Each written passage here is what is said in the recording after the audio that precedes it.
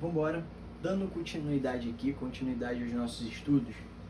Primeiramente, um bom dia, uma boa tarde, uma boa noite aos alunos e alunas que estejam assistindo. E dando continuidade ao terceiro bloco da aula, é muito importante que nós falemos também, continuando o assunto, falar do liame subjetivo. O que é esse liame subjetivo? O liame subjetivo ele é muito falado e ele cai muito em prova, porque ele é um pouco contraditório, ao passo que ele exija que a adesão das condutas de uma pessoa pela outra, ainda que a outra não saiba. Não é necessário o prévio ajuste, por isso cai muito em prova. Eu vou até grifar aqui para vocês de vermelho esse B aqui. Vocês têm que ter muito isso em mente, pelo seguinte: o liame subjetivo é a adesão da conduta entre as pessoas, entre uma pessoa e outra. Elas têm que ter esse liame subjetivo. Ocorre que, ainda que a outra não saiba, não é necessário o prévio ajuste delas. Então, o liame nada mais é do que um vínculo entre uma e outra. E um exemplo muito clássico da doutrina e que cai muito em prova é o seguinte: uma empregada, ela está insatisfeita com seus patrões. Um exemplo: essa empregada está insatisfeita com seus patrões.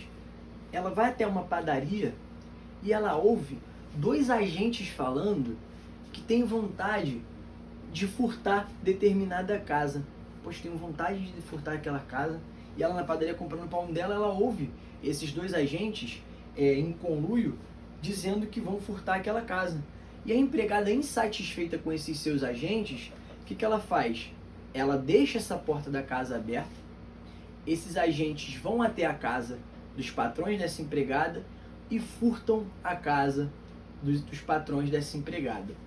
Vocês podem perceber que a empregada sequer se comunicou com esses dois agentes. Não teve uma comunicação entre eles, um prévio ajuste. Eles somente estavam pensando da mesma forma. A empregada não gosta deles e os dois agentes queriam furtar a casa. Nesse caso, o liame subjetivo, ele existe. A adesão da conduta de uma pessoa pela outra. Tem essa adesão. É uma coisa subjetiva, não ficou nada tratado entre elas. Ainda que a outra não saiba. Então a empregada queria uma coisa, não gostava dos patrões, e os dois agentes queriam furtar a casa. Ainda que a outra não saiba, e não é necessário o prévio ajuste. Então assim, deve haver aqui um liame subjetivo entre esses dois, ainda que os outros agentes não saibam. Esses agentes que forem furtar a casa desse patrão, vai ocorrer, nesse caso, perfeitamente o concurso de pessoas. É plenamente cabível, ainda que eles não tenham se comunicado previamente para que eles pudessem consumar esse crime de furto. A empregada sequer falou com esses dois agentes, mas nesse caso, nesse exemplo em que nós vamos dar aqui para vocês, pode-se considerar que houve o concurso de pessoas, mesmo que ainda não tenha sido feito o prévio ajuste entre a empregada e esses dois agentes. É plenamente cabível que eles respondam aí por um crime de furto em concurso de pessoas. Um outro exemplo também do médico. Lembra do exemplo do médico que nós demos no bloco anterior? O médico enche a seringa de anestésico sabendo que aquela quantidade é possivelmente letal a esse paciente. Ele enche e, sabendo que vai ser letal, ele dá para a enfermeira. A enfermeira também, sabendo, mesmo que eles não tenham se comunicado previamente, a enfermeira também queria que aquele paciente morresse, ela vai e aplica essa dose letal de anestésico naquele paciente e esse paciente vem a morrer. Nesse caso, ainda que esses dois não tenham se comunicado previamente, não tenha havido esse prévio acordo, tanto o médico quanto a enfermeira responderão por homicídio culposo caso esse paciente venha a óbito. Uma outra questão também trazida é o item C para o concurso de pessoas. Um outro requisito é a identidade das infrações penais. Nesse caso aqui da identidade das infrações penais, todos os agentes, eles respondem pelo mesmo crime. E como falado anteriormente, eles vão responder pelo mesmo crime, de acordo com o artigo 29, na medida de sua culpabilidade. Lembrando que essa culpabilidade não tem nada a ver com aquela culpabilidade do conceito de crime. É a culpabilidade na medida de concorrência, tudo bem? Culpabilidade, concorrência, na medida em que aquela pessoa concorreu, na medida em que aquela pessoa contribuiu para a consumação daquele crime.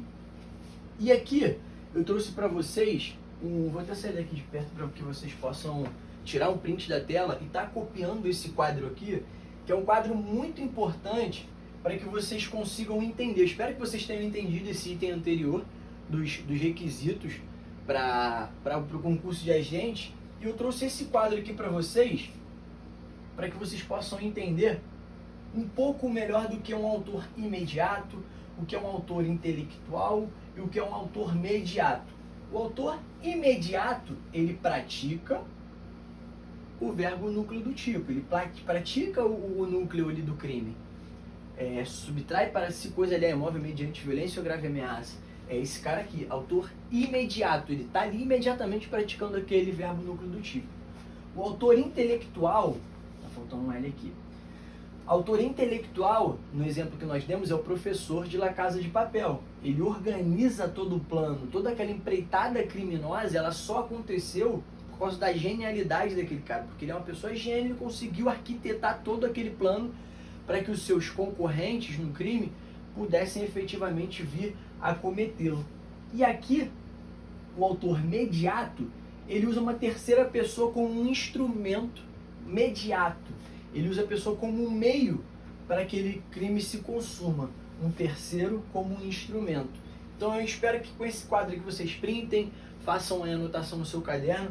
Eu acho que ficou bem interessante e ajuda a sedimentar tudo que nós falamos nos blocos anteriores quanto a essa conduta do autor imediato, do autor intelectual e do autor mediato. Tudo bem? Vou apagar esse quadro aqui para nós estarmos falando agora de um outro tópico também muito importante e de extrema relevância na nossa aula de hoje, que é o seguinte: 8.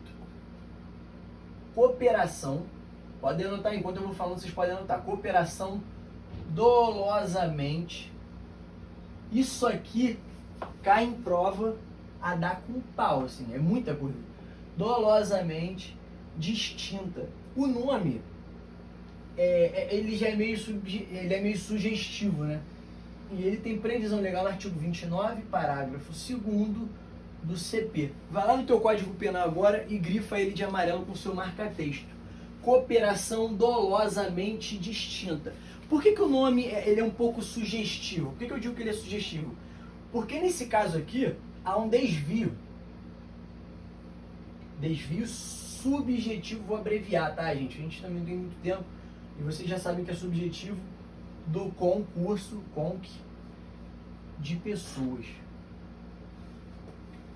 Nesse caso aqui, dois agentes, cooperação dolosamente distinta, desvio subjetivo de conduta de pessoas.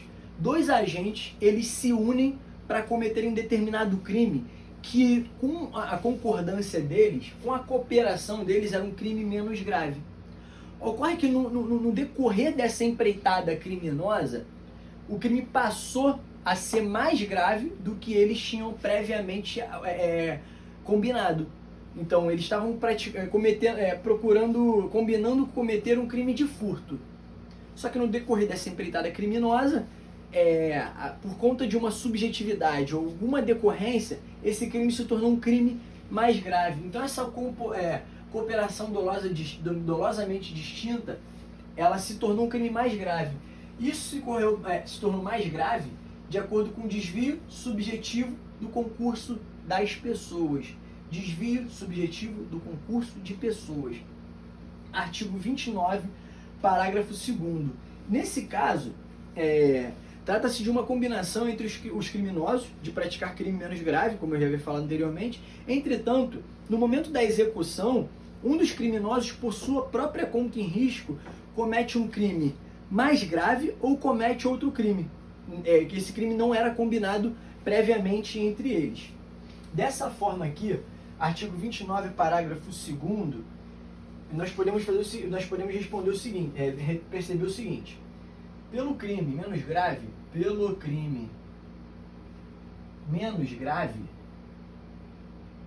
podemos perceber isso, que pelo crime menos grave,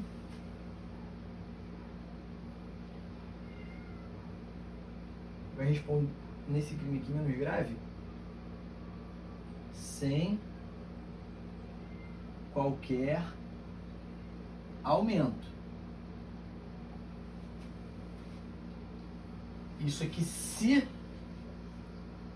não podia prever. Não podia prever.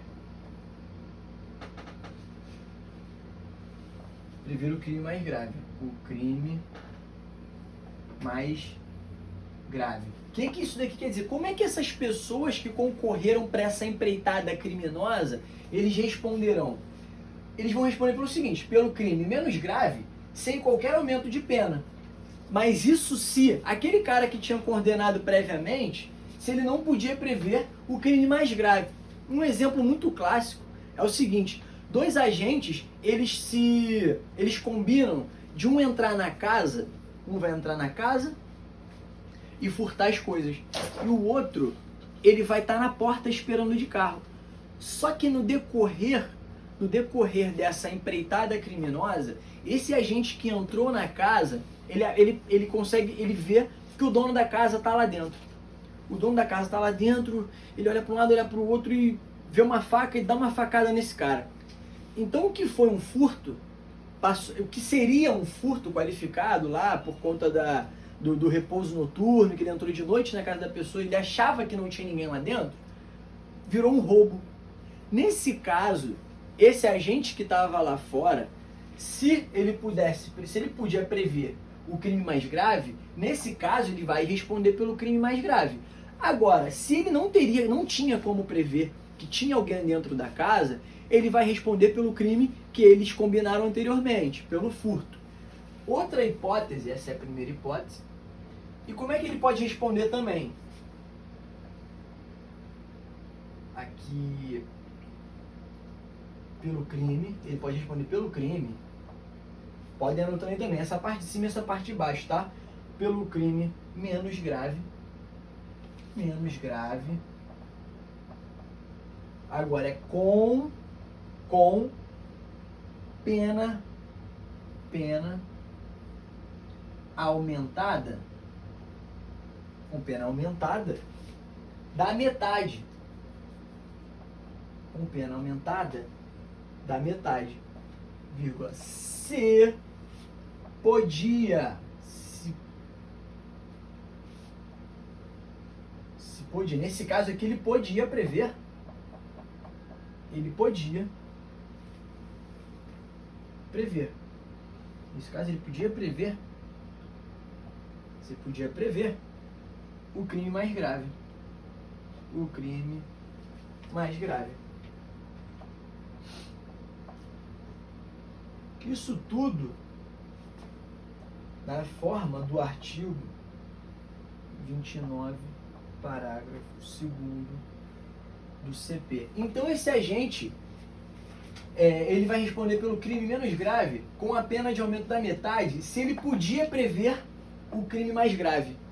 Então, nesse caso, se percebermos que esse agente que ficou lá fora esperando, ele podia prever que tinha alguém lá dentro, ele vai responder pelo crime mais grave com a sua pena aumentada de metade, se ele podia prever que tinha gente dentro da casa.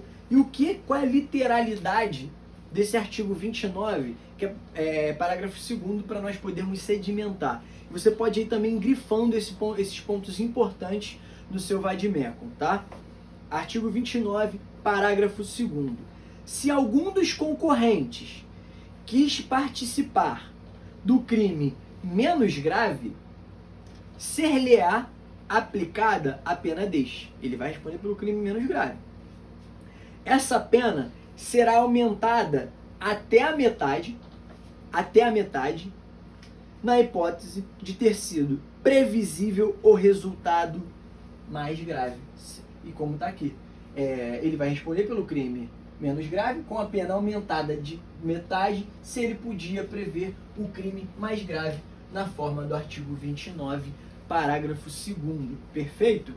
E o exemplo é exatamente esse. A pessoa queria entrar na casa, se a pessoa queria entrar, se os dois combinaram de um entrar na casa para furtar a casa, chegou lá, tinha alguém, isso era previsível? Era previsível? Esse agente que ficou lá fora esperando, ele vai responder pelo crime menos grave aumentado da metade, se ele podia prever.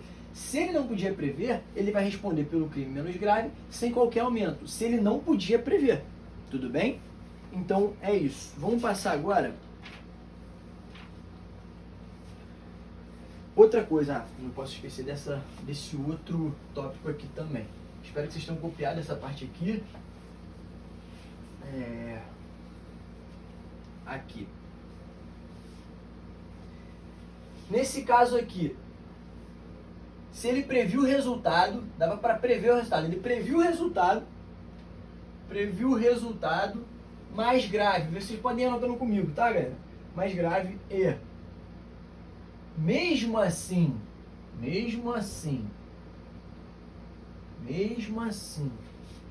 vou botar tudo em maiúsculo, assumiu ou aceitou o risco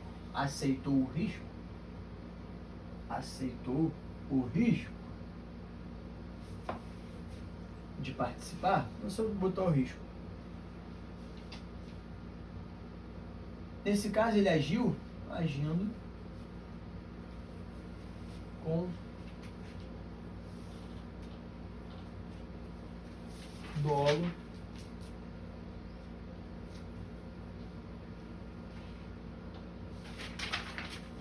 eventual. Ele agiu com dolo eventual. E nesse caso aqui, dolo eventual, ele vai responder pelo crime mais grave. Responde pelo crime mais grave. Vamos resumir essa questão aqui, que eu quero que vocês entendam muito bem isso daqui. Se ele previu o resultado mais grave e mesmo assim assumiu ou aceitou o risco, ele agiu, nesse caso ele agiu em dolo eventual. Portanto, ele vai responder pelo crime mais grave.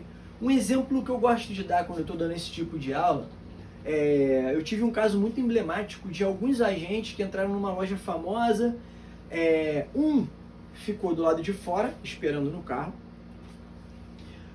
Os outros dois ingressaram na loja,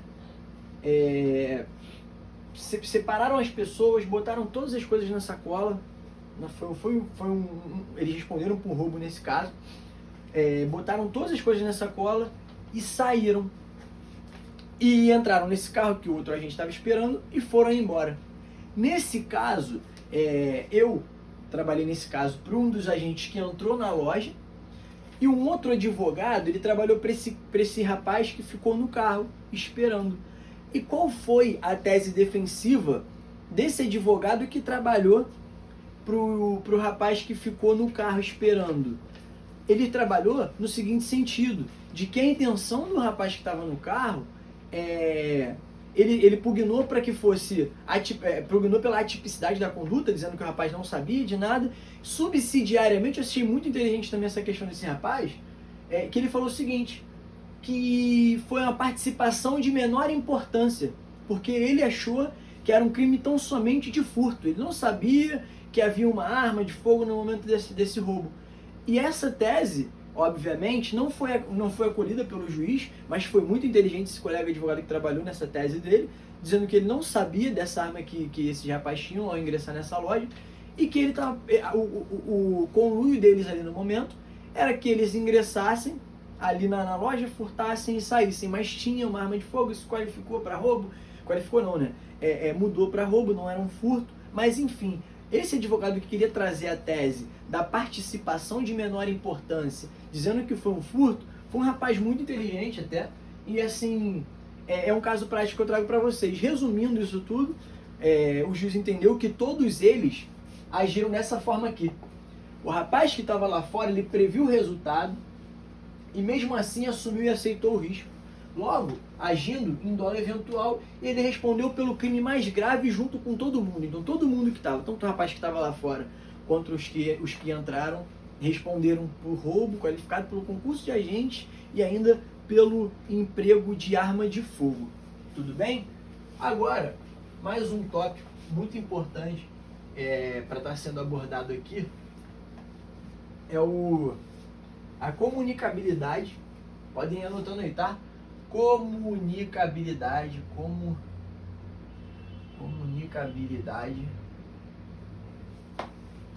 das elementares, e circunstâncias do crime. Outra coisa, galera, muito importante, é circunstância do crime. É mais complexo, é bem mais complexo, um pouco mais complexo do que nós falamos anteriormente, mas é muito importante que nós tratemos esse tema de uma forma cautelosa, tá? Por quê? Qual é a comunicabilidade das elementares em circunstâncias do crime? Tem previsão legal aonde? Artigo 30. Então você que não leu o artigo, dá uma pausa na aula, vai lá no artigo 30, dá uma lida e volta para cá. Mas ele fala basicamente o seguinte: não se comunicam as circunstâncias e as condições de caráter pessoal, salvo no Código Penal, quer dizer, exceto quando elementares do crime. O que isso quer dizer? É que, para entender o artigo 30, sabe que o crime ele é composto de elementares e circunstâncias. E se o dispositivo afirma que não se comunicam as circunstâncias de caráter pessoal, significa dizer que somente as circunstâncias subjetivas não se comunicam. Somente essas subjetivas não se comunicam.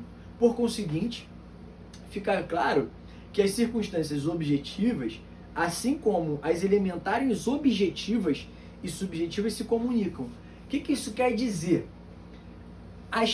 Essas circunstâncias subjetivas da empreitada criminosa, dos criminosos que ocorreram para esse crime, não se comunicam na hora de valorar uma sentença. Como eu falei no bloco anterior, no momento que for fazer a individualização da pena e aplicar essa pena para os agentes que concorreram para aquele crime ou que participaram daquele crime, deve ser individualizada na medida da sua culpabilidade e na medida da figura do agente. Por exemplo, a reincidência, por ser uma elementar de caráter subjetivo, a reincidência ou específica ou genérica, ela não vai se comunicar aos demais agentes.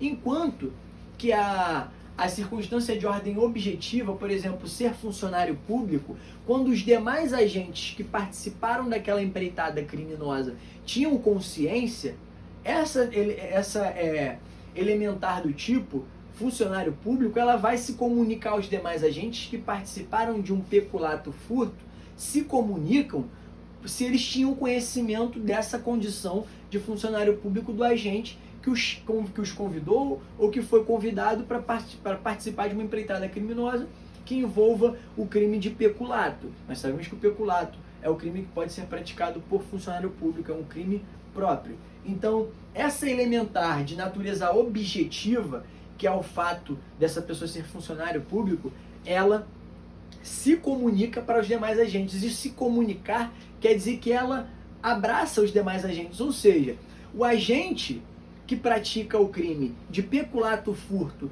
juntamente com o funcionário público, sabendo dessa qualidade de funcionário público desse outro agente, sabe que ele é funcionário público, ele também responde por peculato furto como se ele fosse funcionário público, pelo simples fato dele saber que aquele rapaz era funcionário público e ele se envolver naquela empreitada criminosa com ele. E o artigo 30 é bem taxativo nesse sentido. Não se comunicam ele fala o seguinte: não se comunicam as circunstâncias e as condições de caráter pessoal. Tudo bem, de caráter pessoal quer dizer, reincidência. Essa reincidência não vai se comunicar com os demais agentes, óbvio que não, é de caráter pessoal. Agora, salvo quando ela for elementar do crime. Peculato, ser funcionário público é uma elementar do crime, ela é de natureza objetiva. E por ser de natureza objetiva, ela vai se comunicar aos demais agentes, sim. Então aqui, elementares, vou fazer um quadro aqui, elementares, e aqui circunstâncias. tá? Aqui, elementares, faz assim, ó. Elementares, objetivos. Elementares objetivos. Dados essenciais do crime. Dados essenciais do crime. E aqui, subjetivos.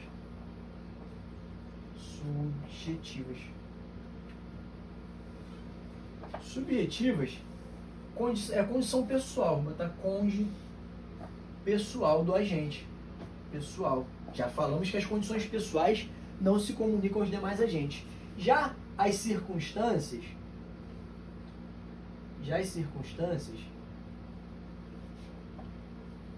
as objetivas, circunstâncias objetivas,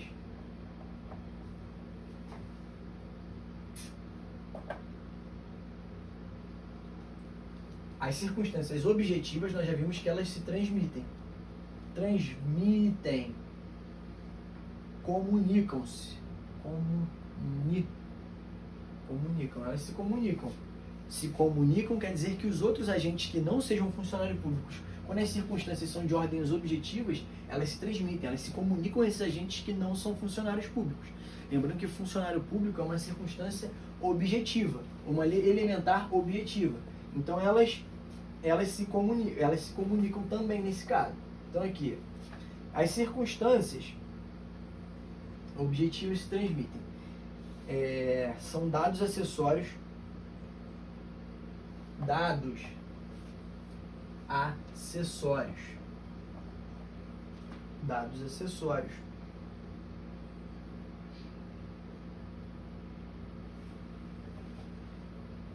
E aqui, subjetivos.